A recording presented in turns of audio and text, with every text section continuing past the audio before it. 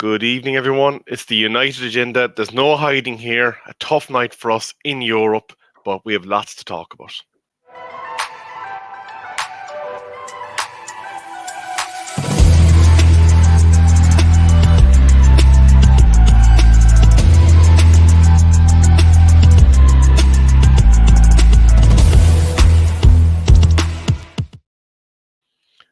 Hello, everyone, and you're very welcome to the Man United Agenda.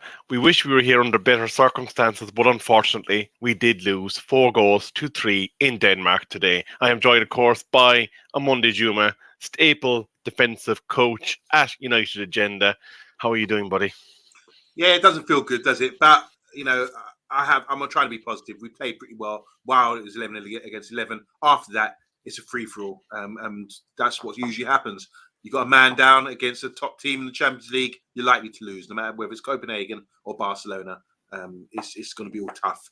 And obviously, concentration levels, mentally, when you're tired, you make mistakes. And that's what we saw at the end of the game. Copenhagen, they're not going to go on and win the Champions League. They might not even, qualify for the next round, knockout round. They're not good enough, in my opinion.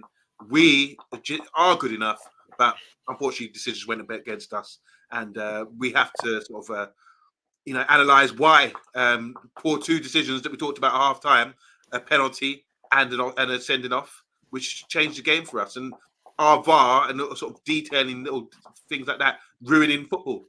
That's the questions I'd be asking. Because we've had a rough ride this season with bad decisions against us, haven't we?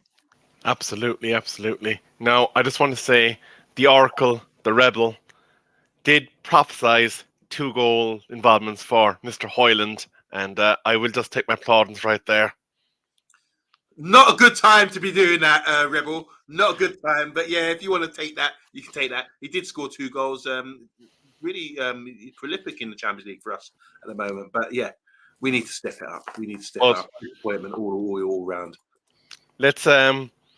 Let's take it down to serious notch, because I did want to have some bit of lightheartedness at the start of the show. I want to say hello to Big T, Ed Mayhem, and UK Strains, and to the other people that are in the chat. Please do like, share, subscribe. We do appreciate it. Monday, as you rightly pointed out, there was some good positives at the start of the game. We seem to be dictating the pace. We seem to be getting chances, and we scored 2 goals, and it looked like everything was in our hands. Yeah, and then disaster struck, and I want to kind of focus on this. Marcus Rashford, who was criticised for not going back enough, did find himself doing his defensive duties, and I think we'll all agree there was no malice in what was done. But the European rule is, if you catch on that area of the leg, you're in trouble. Yeah, that might be the rule, but you're taking, you're giving too much power to decision making like that. I think first things you have to consider discretion. Sometimes you have to use your discretion when you're judging things like that. If you judge it, you say, was it intentional? Did he mean to step on the guy's leg and break his leg? No, he didn't. Is that in the player's mindset? Probably not. What did he mean to do? You want to plant your foot to block a tackle coming in on you. So he's protecting himself, but where is he protecting himself? He's stamped or landed his foot. You have to have 2 feet on the ground, put his foot down and put it a bit too wide, sort of to shape himself up. You can see he used his body to say, right, this is my area here. It's like establishing your area, territorial. The ball's there. I'm going to establish a big shape here to shield the ball. There's my foot. There's my arm. There's my thing. Now you got to come in. If you touch me, it's a foul. But unfortunately, he stepped on the guy's foot, and these things happen. And at first, when I saw it live, I thought, okay, didn't look much. First angle, saw it, said, okay, nothing wrong with that. But then when you saw it from a different angle, where you see him stepping back, knowing how they judge things now, you knew there's going to be a red card. And it's really unfortunate. But then, beyond that, you got 10 men with a few minutes left to go in the first half. You got the most important thing you do there is lock things down, get into half time, don't concede. So it's really unfortunate, and then it's really even more unfortunate that we conceded soon after that with Bruno making an error. I think he's got to go with his man. There's no point looking for breaks and that kind of thing. Get into half time, let the manager resolve things. Don't make decisions like, I'm not going to go with this guy at the back post, because he ends up squaring it for someone to score. So there's a few things that we can go on about, but most of all, it's just pure disappointment tonight because we could be going out in Champions League, and then Rashford's going to miss the next game as well. And you have to ask yourself, was it really, really a red card? Was it? I want to see red cards where you elbow someone in the face, you square up, you have a punch up, you come in with 2 foot, intentionally to take a man out. That's, to me, should be red card offences. Maybe they should introduce sin bins for things like that, because how can you destroy a game with so much money involved, destroy Man United's opportunity of going through, but just by instant where no one was hurt, it's just he planted his foot. I just think there's got to be something done about this. Anyway. I'm going to have to disagree with you in terms of the application of the rule from the perspective of when you look at that rule, the intention doesn't factor when you have an incident of this nature. It's unfortunate that it's come against us. The one thing that I would say to you is I would like VAR to be using real-time footage rather than stills, because I don't know if a still tells the true story. But the reality is player welfare has to be kept at the utmost. If one of our players got the same sort of connection, you'd have to feel that we'd be disappointed that there wasn't action taken against them. I do feel for Marcus Rashford. He has only just come back after being out for a game or two, but unfortunately, I don't think you can argue with the sending off. If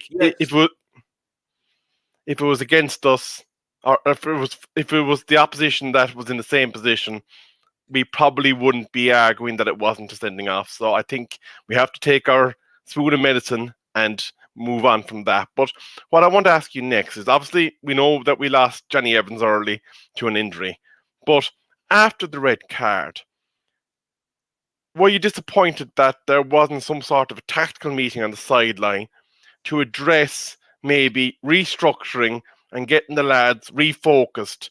Because it seemed that we didn't seem to have any instructions dished out, and you'd have expected when something of that magnitude happens on pitch that there should have been some sort of alteration, either tactically or personnel-wise. Quite simply, you go. It's 42 minutes gone.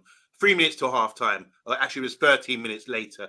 Obviously, there's 13 minutes extra time. But so 3 plus 13, 16 minutes to play with 10 men. Most important thing is don't concede. So first of all, you just go to 2 lines of 4. That's what we should have done. Bruno went to the right. You had Eriksen and McTominay in the middle of the park. And on the left, you had Garnacho. Then you left Haaland up front. That leaves us with a breaking opportunity in a transition, for example. What these guys have to do, have to tuck in 2 midfielders, wide midfielders, tuck in, keep it nice, compact, and don't look for that break so much. Just look for the opportunity when it comes. But just most important thing, be conservative. Go into half time, let the manager organize things correctly. We've got a few minutes to go, and be conservative in that respect. We didn't do that because I just felt the ball came over to the back post. Bruno let his man go. I'm saying, how did that man get free? He was with Bruno. Bruno just run an extra 5-10 yards and just be in and around him to stop him playing the ball across for him to score.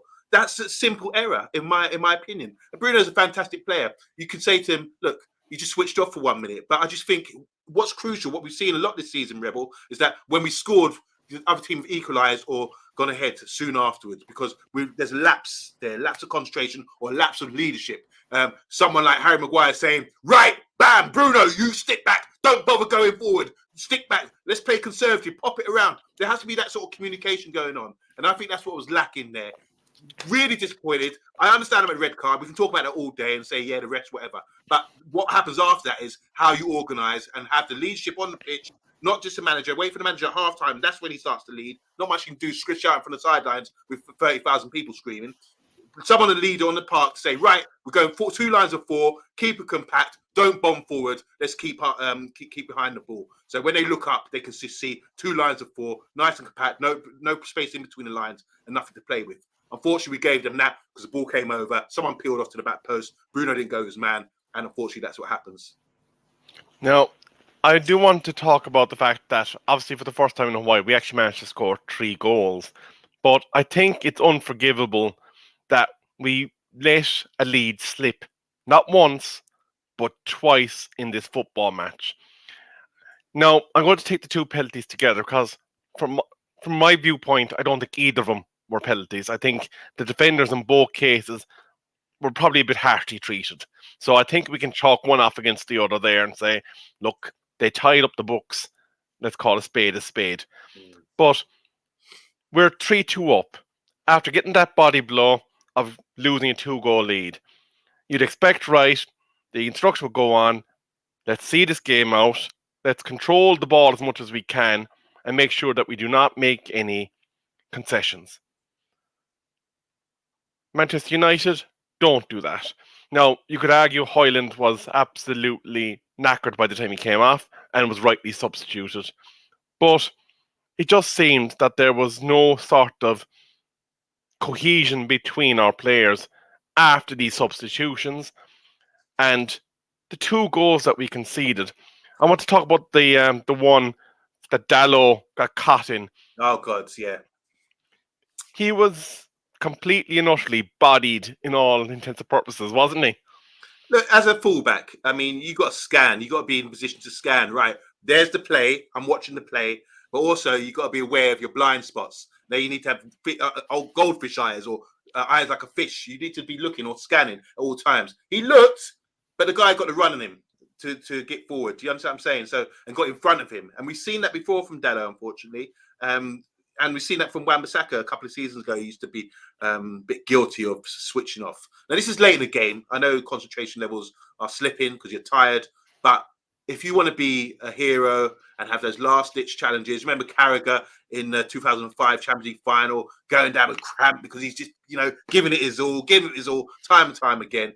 I just felt that Dalot has to be at fault. You have to single him out, and he will know that as well. As soon as he must have known, oh my God, the guy's got free here, and I've allowed him to get in front of me. Your defender, get your body in front, block that run. Doesn't have to be a foul, but get yourself in front of the ball so the guy has to think twice, or he has to come through you and foul you. Don't let him get in front of you and get the ball into the back of the net. That's really irresponsible, in my opinion. As a defender, first things defend, scan, look what you're doing at all times. Just keep looking, and go over guy. Stay on your toes. That's your job. Your job ain't to get forward and do step overs like you kept doing all game, and because you're not giving nothing. Do you understand what I'm saying? That's your job, and he didn't do his job, unfortunately. He has to learn from it. I mean, how many mistakes can we make? But I do have to forgive the guys. 10 men, we're tired. The ball kept coming back. We're getting it overrun. But you have to switch on. And I think Dalot, look, you called it Rebel. He was responsible for that goal. You don't let that happen. Just block the run. Get there if you can. Be on your toes. Pinch the ball. Scan. Just do whatever you can to stop that from coming in. Because it's clear that it's coming round that end. They're pushing everyone forward. They're leaving someone isolated on the back post, one-on-one. He's coming your blind side. And they've come in and scored. Can't blame the keeper. Can't blame anyone else for that. But I will blame Varane for another goal where he's popped the ball in the air. Composed Varane. He popped it up to Maguire, and it was a poor pass. And then we've given the ball away. Didn't even go to Maguire. Went to their man, and they're breaking again. It's just like sigh. If you're one of these midfielders doing all this work, getting back in your four, time and time again, and then someone gives the ball away stupidly when there's no need for it, no pressure, you're just going to sigh and say, "Oh my God." Again. So, yeah, very disappointing that we had to go out like that. Now, we do need to give the storybook ending its pedestal because 17-year-old nets a Champions League winning goal, a Champions League game-winning goal against Manchester United Football Club, and his name's going to be up in lights all over Denmark tonight and into tomorrow. So you have to give it a bit of respect for him because it was a special moment for him to get that winning goal. But I can see these comments are absolutely flying. And I know a big shout out to our colleagues in the Armory TV. They've decided to jump in and join us instead of doing their own reaction show at the moment. But it's great. I mean, it's great stuff. Let's just touch on this as well. Just a lot of comments coming in. Big up to Grassroots. He's saying, how I've missed you guys. Welcome. Bad day to meet up again. Big T saying, without the rule, you can't stamp on people as long as you turn your head away. It has to be a red. So there's a lot of disagreement about that. Big up to Armory TV now. Armory TV, the Arsenal fan channel, the sisters to us. So we're related because we're all under the same wing, all under the same studio. They're saying big love to Omondi and Rebel, big up, keep repping. And well done to Arsenal. They got a good result today. Richard Herbert, Man United fan, saying can't blame VAR. The contact was there if he didn't mean it. The main problem in this United side is centre back. It's plain to see. And they're all for, we need Martinez back ASAP in January, hopefully. I want to say hi to Tony, good friend of mine. You can get some great merchandise from Tony Lee. That's where you got your Jets top, maybe, Rebel, and all my Man United tops as well. If you're looking for any merchandise, you don't want to spend money on Man United stuff, give money to the Glazers, come and see via me, come see Tony Lee. Go and check them out, or just give us a message, and I will forward you on to him. Not to mention, the first prize in our fantasy football is a shirt from Tony Lee that this guy is paying for. So that's something that if you're involved in our league at the moment, you could be getting yourself a jersey of your choice from Tony. Yeah, Tony's doing some great stuff as well for the community as well. So big up to you. Sandra Ness is saying wasn't a red card at all. So there's a lot of disagreement with that one. It's something we can talk about later on. Big up to Gunnar King as well. Great Arsenal fan. He loves his club, and obviously he gets a bit too passionate. A lot of comments from him as well, trying to rip us. And rightly so. We messed up today. He's saying, Tony, we found Yabba the Flapper. That would be me. Unfortunately. Big up to Mr. Sayo 2012. He's giving us the eyes, which means we're watching now. We're getting booted out of the Champions League. People find that funny. Think all this takeover nonsense and rumours are not helping to Zone Media House. The sooner the sell and clarity of what's happening is shared, the sooner players and manager can relax. Do you think, Rebel, that what goes on above affects us on the pitch? Because I used to deny that, but I'm starting to change my mind. Well, at ownership level, it shouldn't. But I think what we are feeling the effects of is maybe the calamity amongst our CEO and our so-called directors that are in charge of football operations, that there mightn't necessarily be enough experience in that level, and we are struggling because of it. We could do a whole other show about overpaying on certain transfers and all the rest of it. We could do a whole show on non-football related instances that occurred that could affect the ethos. But I think Manchester United Football Club is a club that needs someone to come in and rule with an iron fist in the management, not the management level, in the executive level of the football club, and turn us in the right direction again. But that's another show, and I will have a few questions after you go through the final bunch of comments on Monday. So big up to DK Wilson all the way from the States. He's saying, oh, yeah, the Varane pass, unreal. I mean, in that sort of situation, you just really need to sort it out. Big T saying, question, OMONDI, have you seen how Liverpool performed with 10 men this season? Yeah, they've done fantastic, didn't they? They've got different style of players who can really break in numbers. And we couldn't really do it as good as them. So well done to Liverpool. Roy Keane once said, do your job. Can you say it in an Irish accent for us, Rebel? Do your job. That's right. As Roy Keane would say. Zoe Media House is saying here, Ten Hag struggles to change tactics when formations don't work. That's her observation. Eric Ten Hag should be sacked. Poor game management again. That's from David. Cormac saying brutal. There's a lot of laughter here. Big up Gunnar King. Go and check him out on social media as well. Respect, lads. That's from Tony Lee. Big up to you, man. It's all love. Of course it is. And it's big respect as well. Go and check out Gunnar King on TikTok and all the socials as well. He does a great job. David Starr saying here, Johnny Evans, 35 years old. Our manager tried to get him to play 2 games in 3 days. Now he'll be out for a while when we had a fit round on the bench. What do you think about that? I thought Evans played well. 2 sort of guys who can play the ball out from the back. They've formed a little partnership. British. I was thinking, yes, this is good in the first half when there was 11 men. These 2 are really sort of stepping up and dictating everything and communicating. What I felt really well, they were communicating really well. Evans saying, right, let's get up now. Let's push up. Let's directing where the play should go. I thought it was good organisation, good tactics between the 2. I don't think it's a question of whether or not he had the capacity to do the job. I think the point there that was being made was the short turnaround and utilising that same player when you did have 2 other options at centre back that could have played next to Harry. And you have to question the occurrence of that. And I suppose to coin a phrase that Roy Keane would be very much familiar with. In an Irish accent, please. And it's from his own home county of Cork. He'd be calling us a bunch of langers. And I won't explain it, but basically it means gobshites or idiots or Aegis, essentially. But that does bring me on to the big question. Now, like you, I'd imagine your phone was like me, I should say, your phone was also hopping with text messages about what was going on that football pitch. Yeah. And while I kind of switched off from my friends groups in terms of what they were saying, they did post one item, and it was a very stark, depressing item.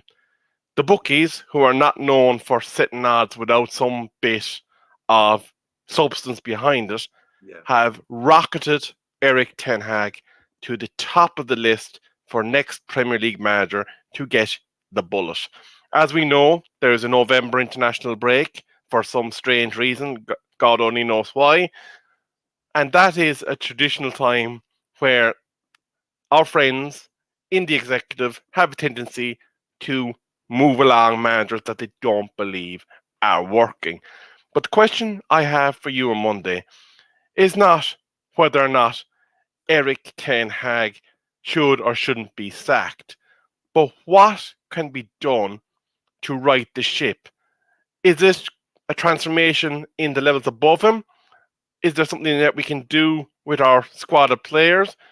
Does he need to lay off the extreme disciplinarian ethos that he's been laying down? What needs to change to try and, I suppose, rescue something out of this season? I think just stick with the formulas that you know. The guy's experienced. He's more experienced, more qualified than any of us to sort of know about how to manage a football club. He's done a good job in the past. He's got to stick with his values and his morals.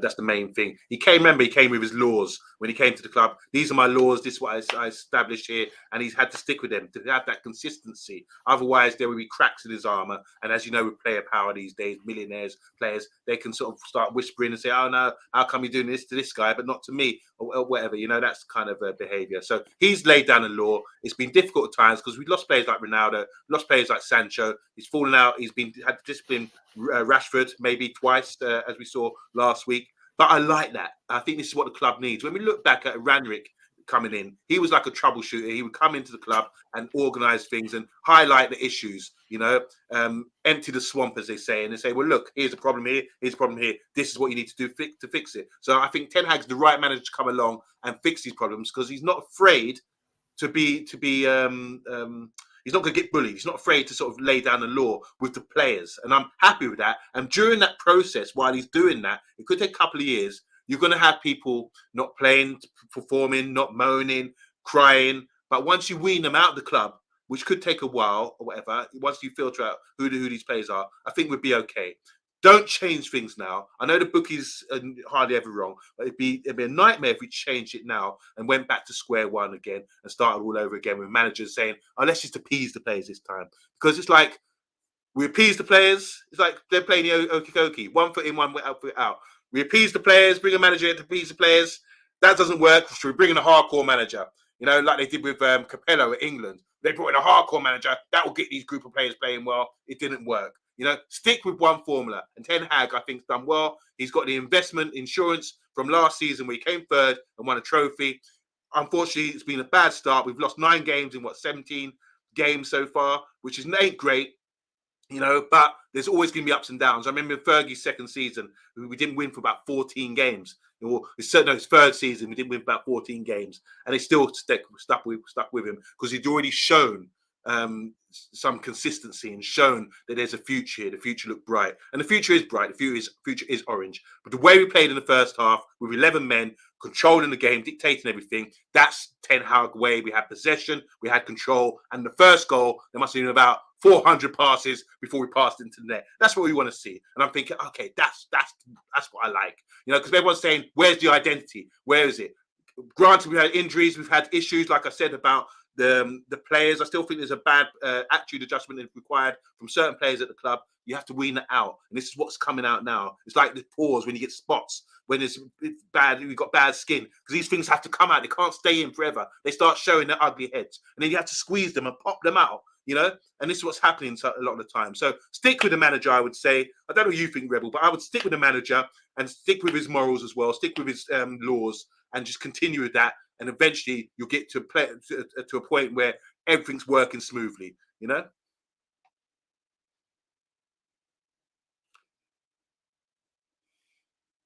Can't hear you, Rebel. My apologies, I had my mute button on. I just want to say hello to David Sarr. He has made us aware that there was some personal issues in Rashford's family that we won't get into here on the channel. We stick to the football, and maybe he shouldn't have been on the pitch because he mightn't have been able to cope with what was going on.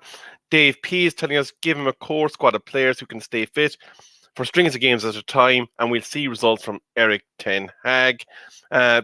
And you're giving us a flavour then from DN Vlogs as well. But on Monday, the final point I want to raise with you, and this is another item from the WhatsApp group that I spotted. First player outdoor on the wage list was Ronaldo. Then there was David De Gea, and now it looks like Mr. Sancho. Would you believe that these are the 1, 2, 3 in order of our top earners? And number 5 is Casemiro, and number 4 is Rafael Varane. So my WhatsApp group was suspecting whether or not they could be the next two to find themselves surplus to requirements, but that is not a conversation for tonight. As always, on Monday, we will never hide in our defeats. The Man United agenda will, of course, be back tomorrow with all your Manchester United related news. The topic is yet to be determined, but I just want to say, keep the faith and never fear, because we'll keep that red flag flying high. This has been the Man United agenda. Thank you, and a very good night to you all. Good night.